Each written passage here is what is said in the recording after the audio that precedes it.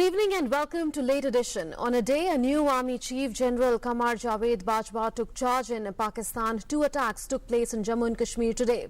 Terrorists attacked an army camp in Nagrota in the state and an encounter took place between security forces and terrorists in Samba sector.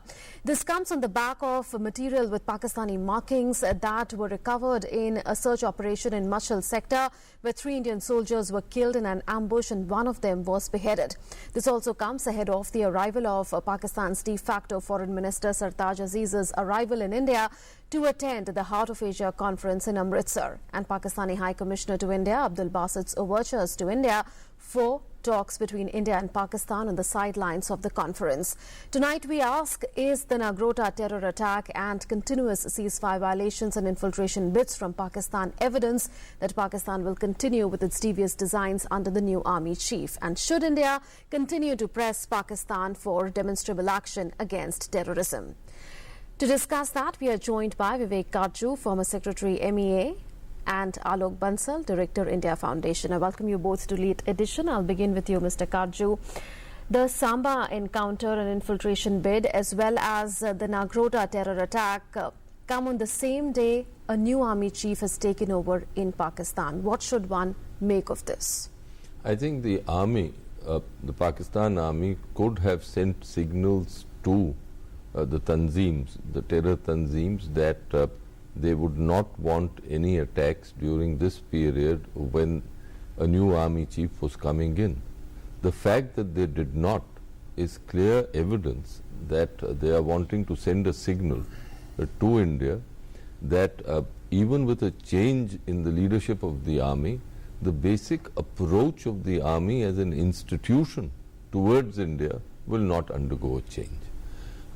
After the surgical strikes, the Pakistan army has been aggressive, and even under this new chief, General Bajwa, they will, I expect, continue to be aggressive. This does not mean that the personality of the new chief will not assert itself, but for us, the prudent approach would be to anticipate that the aggression will continue.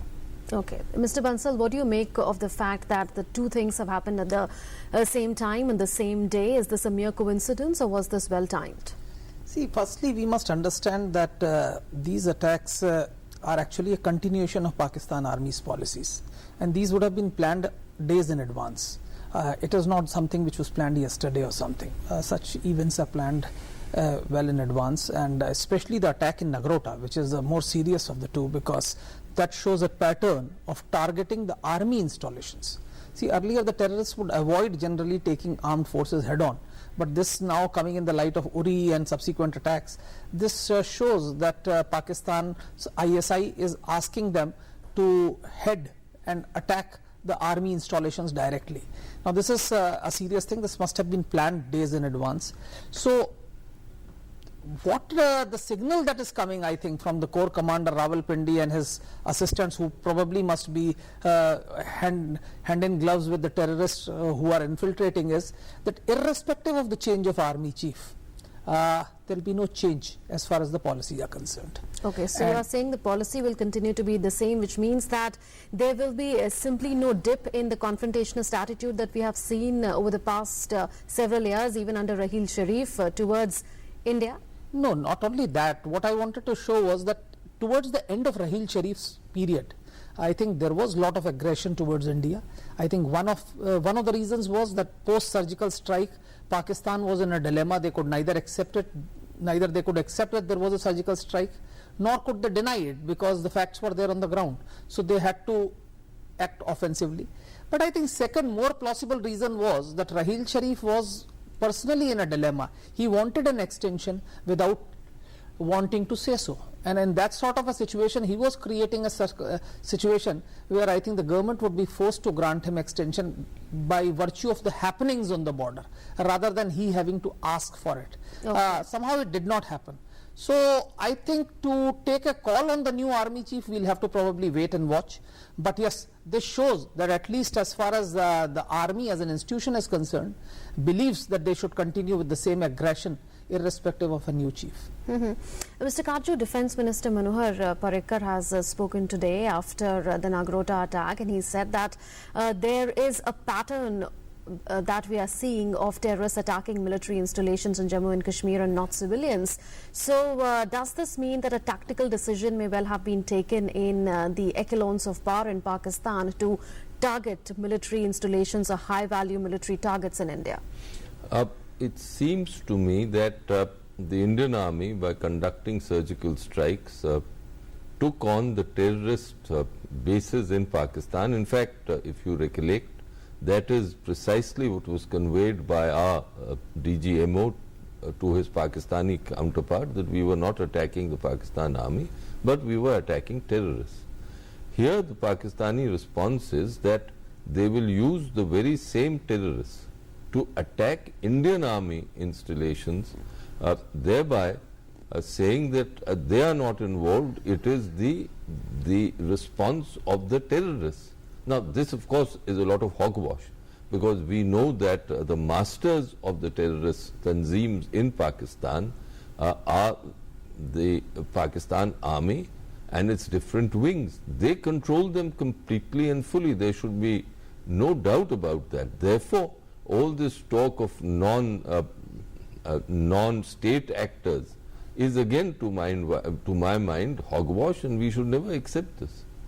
So the terrorists are doing the bidding of the Pakistani Army and the ISI or the Pakistani deep state, you are saying. But Mr. Bansal, if military installations are being targeted increasingly, does that mean that India should not let its guard down and should be able to minimize the impact of such attacks? And isn't that something that we are seeing in the Nagrota terror attack, where we've managed to minimize our casualties?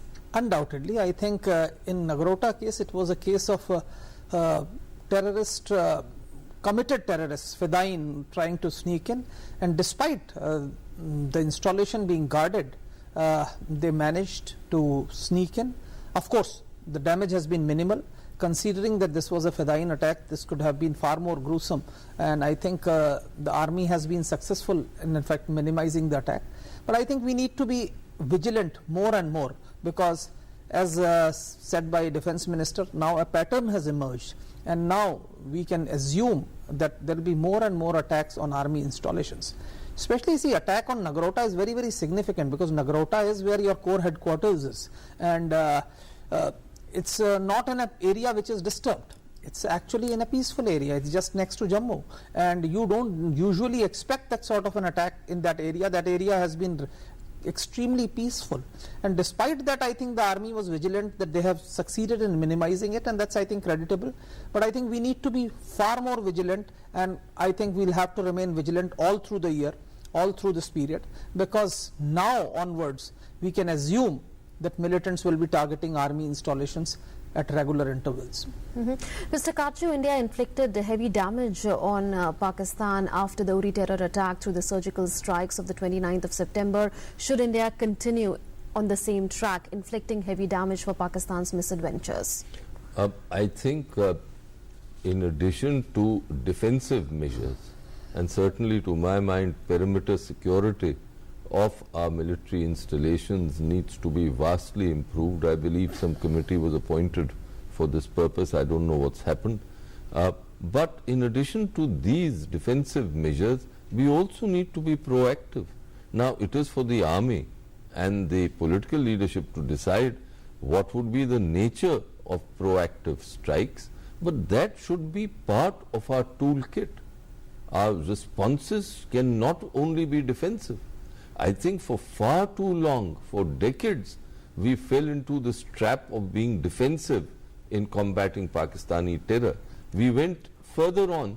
We went to think that Pakistani terror does not constitute a strategic challenge for us. It became a question of political management for all governments. But now, after Uri, that we decided to use our conventional forces, although in a very limited and as the surgical strikes indicated, in a very pinpointed way, but now that we have been proactive once, there is no reason why we shouldn't be proactive at a time and place of our choosing. Mr. Bansal, is there any doubt that this spurt in ceasefire violations that we are seeing since the surgical strikes are a sign of desperation from Pakistan, especially after the kind of casualties that they saw on their side, though they denied it officially, by way of India's attack on the terror launch pads in Pakistan-occupied Kashmir? See, there is no doubt that there is a desperation, not only during the surgical strike, but even subsequently. I think the incursions on the line of control have fetched a very, very strong retaliation from Pakistan. And I think there have been locals who have been protesting with the Pakistani army, saying that because of your actions there have been turbulence, especially Neelam Valley area, etc. And I think it is this desperation which which has led them to aggravate this sort of a situation. They probably presume that with this sort of an offensive action they can probably deter Indian army for launching further surgical strikes.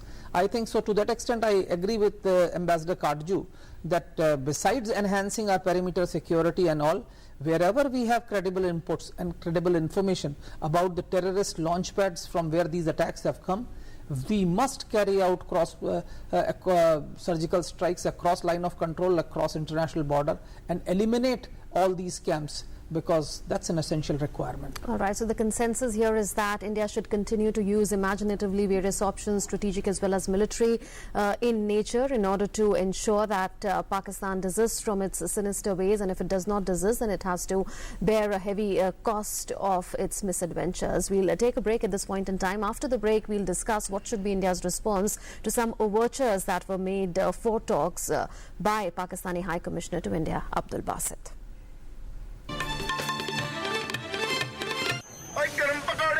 छोटा कोई काम नहीं जो लगन से करे वो पूरा बड़े बड़े सपने हो पूरे कोई न रहे अधूरा जो भी कर जी जान से कर खुशियां भी होगी बारिश जीवन के सफर में जी जान लगा देने वालों का फोन जीवी.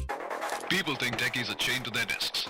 Not me. I run UAVs. You know, drones. I have to say, it's pretty awesome. I grew up playing video games, and who would have thought that'll help me defend my country? Not my mom, at least. We get there first and see what's around the corner so that there are no surprises for the rest of the team. We go everywhere, working with the latest and the best technology, but no Facebook. We are India's most exciting workplace, and we are making you an offer. The Indian Army. Live a life less ordinary.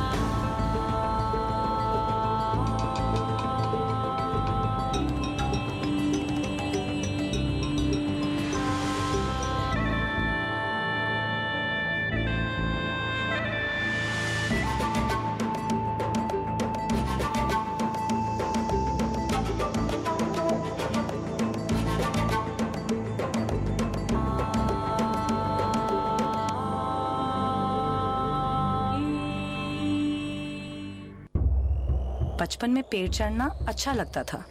बड़ी हुई तो सब चाहते थे corporate ladder चढ़ जाऊं.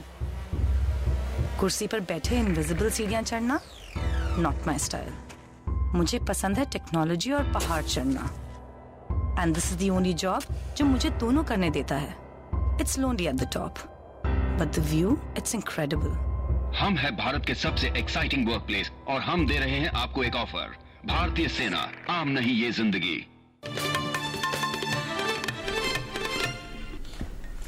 Welcome back. You're watching Late Edition, and tonight we are discussing how best India can counter the challenge of terrorism that continues to emanate from Pakistan. On a day, 2 terror attacks have happened in Jammu and Kashmir. One, of course, is an attack that has happened on an Agrota army camp, and the other was an infiltration bid and an encounter that took place between terrorists as well as security forces in Samba sector of Jammu and Kashmir. Mr. Kardju, Do you think that the attacks that we saw today in Nagrota as well as in Samba are also a sign of desperation on the part of Pakistan that does not want to lose the kind of momentum that it built after terrorist Burhan Wani's killing in Kashmir? Look, I think the Pakistanis take a rather long view of what for them is the struggle for Jammu and Kashmir. It's a futile struggle. They've never succeeded, they never will succeed, but it's now become part of their DNA. So this is something that India has to manage. Yes, you are right. Pakistan has been deeply disappointed with the fact that they could not simply make any headway despite their best endeavors in creating the agitation and trying to sustain that agitation for weeks on end in Jammu and Kashmir. For one, the international community just didn't pay any attention to them. That was both on account of objective factors of India's rise as well as our competent diplomacy. So all this has brought about a degree of frustration in Pakistan, and whatever we are seeing is a manifestation of that frustration, as also, as we were discussing prior to the break, a response to our proactive measures on the border by way of the surgical strikes. Mr. Bansal, Abdul Basit had said a couple of days ago that Pakistan is open for unconditional and comprehensive talks with India on the sidelines of the Heart of Asia conference, which will be attended by Sartaj Aziz, de facto foreign minister of Pakistan. And these attacks take place within days of that overture by Abdul Basit. Does this once again show lack of sincerity on the part of Pakistan for any meaningful dialogue? See, I think at this juncture dialogue will be futile because today we have had 2 attacks. Having said that, I must confess that I am one of those people who believe the lines for dialogue should always remain open. So we are meeting them. If you find some opportunity, if you feel that there is some point where there can be discussion, discuss it. But at this point of time, I personally do not see any meeting ground when you are carrying out attacks across line of control and international border on and off. If Pakistan feels that it is under pressure and needs to compromise, probably if it comes out with some proposal which is worth considering, then we could consider it. But otherwise, with this sort of attacks that are continuing since Uri and after the surgical strike, I think nothing is going to be achieved even if we sit down and talk. What do you think, Mr. Karju? Should India continue to insist on demonstrable action against terrorism by Pakistan before any meaningful dialogue can take place between the two sides? No, absolutely. And I don't think we should take high commissioners very seriously. Quite frankly, if an overture had to be made, it had to, in such a context and in such a relationship as India-Pakistan, it had to emanate at the political level with military backing in Islamabad, from Islamabad itself, not through the High Commissioner here. And what did the High Commissioner say? I heard him on a TV channel. He said that if India makes a proposal, Pakistan will positively consider it. I mean, this is absolute rot, and we can dismiss it with complete contempt. Yes, whenever people talk of dialogue and avenues for dialogue being kept open, I've been in the diplomacy business, and diplomats, of course, our stock in trade is talking, is engagement, is dialogue. But the question arises, dialogue for what purpose? There has to be engagement between India and Pakistan, and there is that engagement. Our high commissions are in both countries, and high commissions are a means of communication. The militaries are in contact. We have to be in contact for humanitarian purposes. But a comprehensive dialogue should only be if Pakistan takes, as you put it so well, demonstrable action to end terror. Without that, I see no purpose being served for dialogue in any engagement, any comprehensive engagement or what is called dialogue with Pakistan. Mr. Bansal, Mr. Kaju is saying, why take Pakistan High Commissioner to India and his statements seriously? He also said that Pakistan wants peace with India. It wants hostilities along the LOC to end because of its heavy deployment along its western border in the Zarb-e-Azb operation. Does this totally fly in the face of what Pakistan has been doing? It has been escalating, and when we escalate in response to their escalation, they plead to us to de-escalate, and when we de-escalate, they again launch terror attacks.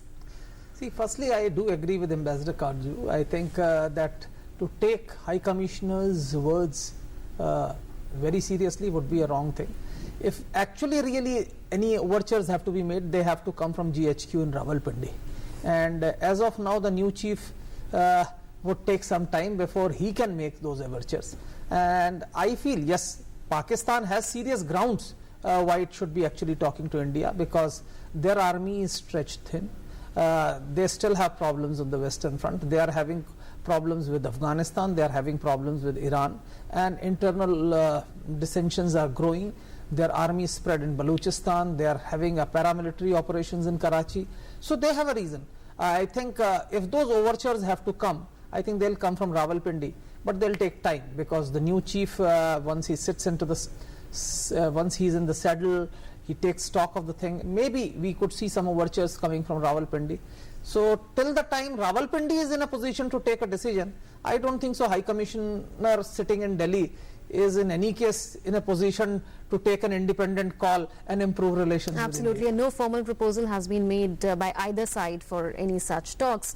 Mr. Karju, also Pakistan is always in denial mode. It carries out beheadings, it kills our civilians, and then it says it hasn't done it.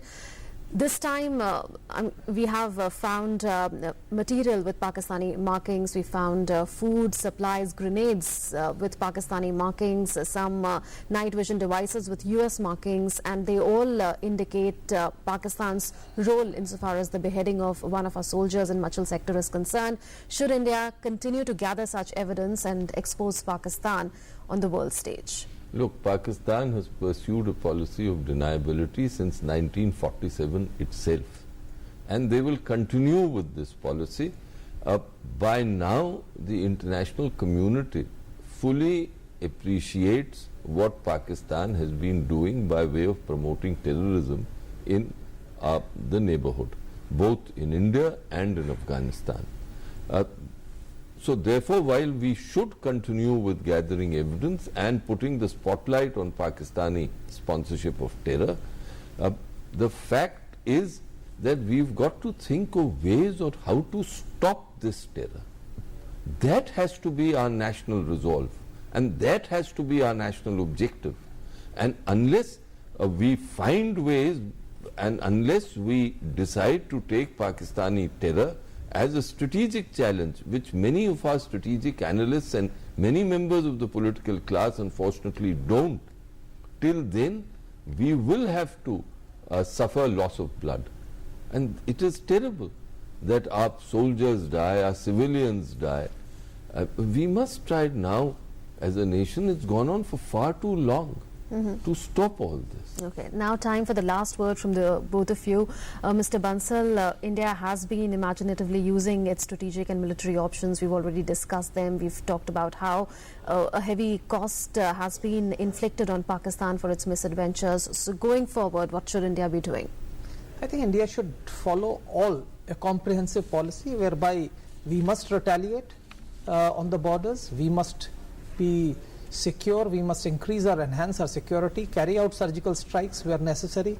At the same time, on the global arena, we must expose Pakistan.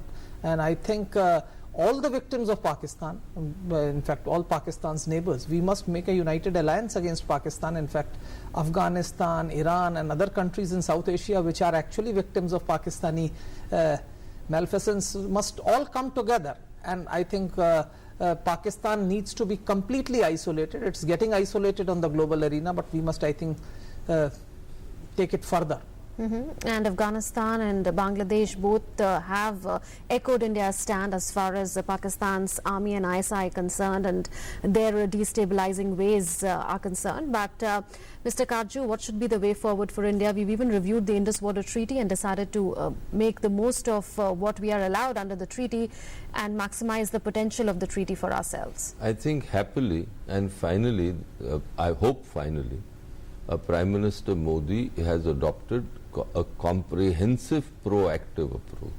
He has gone where no earlier Prime Minister has gone in respect of our Pakistan policy. I would very much like to hope that the Prime Minister shows the stamina to adhere to this policy, this proactive policy of exploring options and all options to end Pakistani terror and to show to Pakistan that India's patience has now worn completely thin, that while we want good relations, it will not be at the cost of Indian blood. All right. On that note, I thank you, Mr. Bansal and Mr. Karju, for having joined us on Late Edition tonight. So the best way forward for India would be to not let its guard down against Pakistan's sinister designs and to continue to inflict on Pakistan prohibitive costs for its misadventures. And as Mr. Karju said, we need to use everything at our disposal to make Pakistan realize that heavy cost. With that, we conclude this edition of Late Edition. Thanks for watching.